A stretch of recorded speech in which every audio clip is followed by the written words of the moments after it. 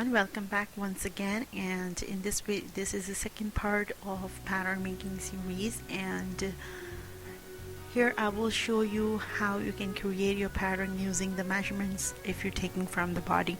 I'm really sorry I couldn't make the video of taking measurements from the body, but hopefully in future I would do that.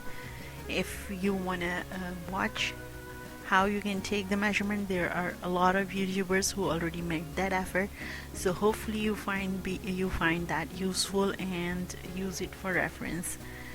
First of all, I'm going to mark for my length, and you have to add 1 inches here for hemming. Next, I'll mark for the shoulder. Divide your shoulder in half and add 0.5 inches, which is going to be your swing allowance or fitting allowance. Next, mark for the armhole, and the formula I use on everyday basis is divide my armhole in 2 and then I subtract 2 inches from there, and that's the very basic formula which I follow on everyday basis, and that would be hopefully useful for you too. I'll tell you in detail about armhole later on, but for now I'll mark for the neckline depth and width. So whatever is your neckline width, divide into 2 and then subtract 0.5 inches from the depth and from the width as well, because what's going to happen when we are going to fold our neckline, then we will cover up the 0.5 inches, and same for the depth, and I'll show you how it looks on real fabric when I will start stitching on the fabric. Right now, just make sure you are marking correctly, because these are the measurements taken from the body, and these are slightly different than if you are making pattern from the existing garment. On your screen I show you how we take the measurements from the bust, waist and hip. What we do is we put our inches tape or measuring tape around our body, so whatever is your chest measurements, add 1.5 or 2 inches. It's entirely up to you how easy you want to give in your fabric or in your garment. So divided by 4 then, and that's going to be your waistline, and from the shoulder line mark 8 inches, and this mark is for our waistline. And same formula for the waist as well, just add 1.5 or 2 inches here and divide it by 4.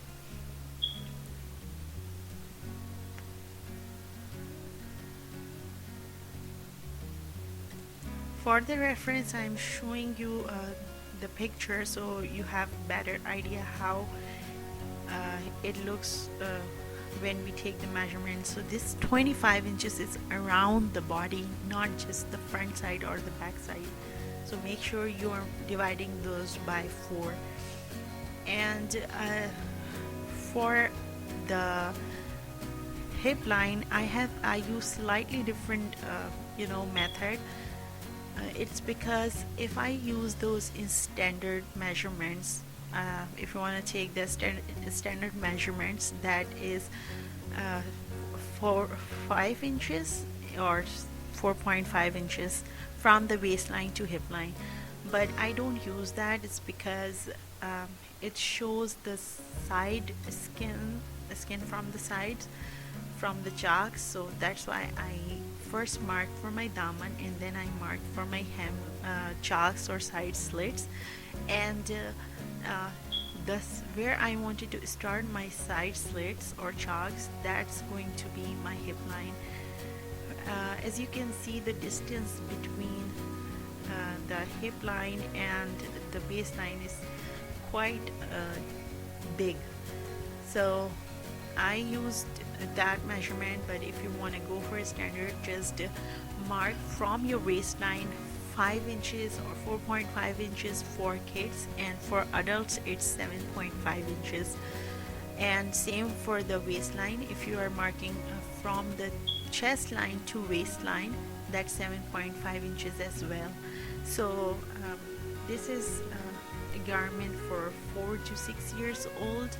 My daughter is slightly tall, that's why it's a little bit different.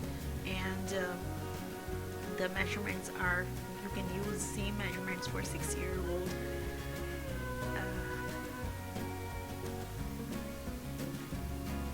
And when you're marking for hip, the same measurements we use for daman usually, unless you are making A-line shirt or fishtail or anarkali or high-low dress, that it's slightly different. We going to make the changes from the hip line to the daman line.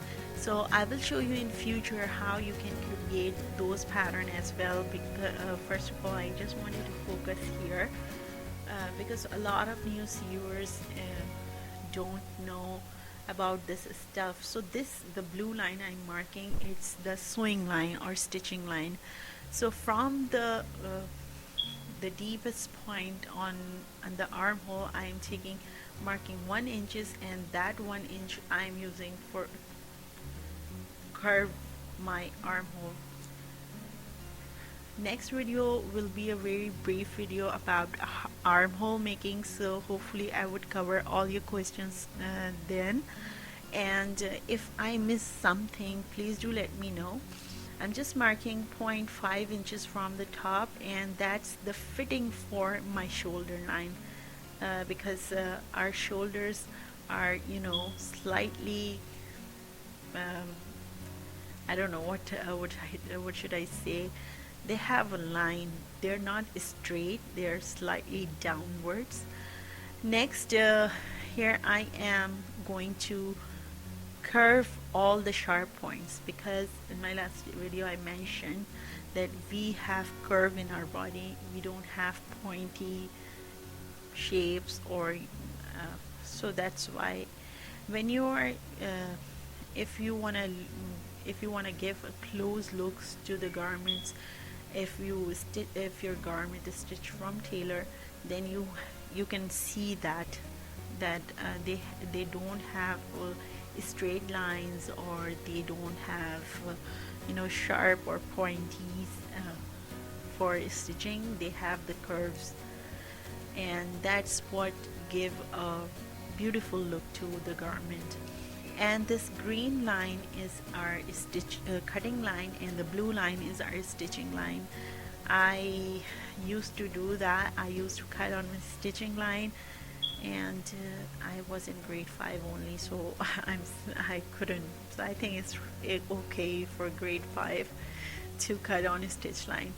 But for the newcomers, I wanted to share that please do not make that mistake, because no one told me about difference between stitching line and cutting line. That's why I am mentioning here.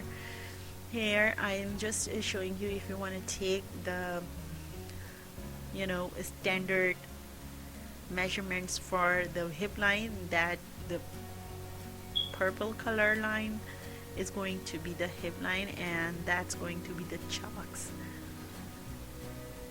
And that's pretty much about it for this video. As you can see, my little one also learning. Hopefully you will learn a lot from this video, and please share your thoughts, your ideas, give me comments about how should I make the video. And thank you so much for watching once again. Take care, bye.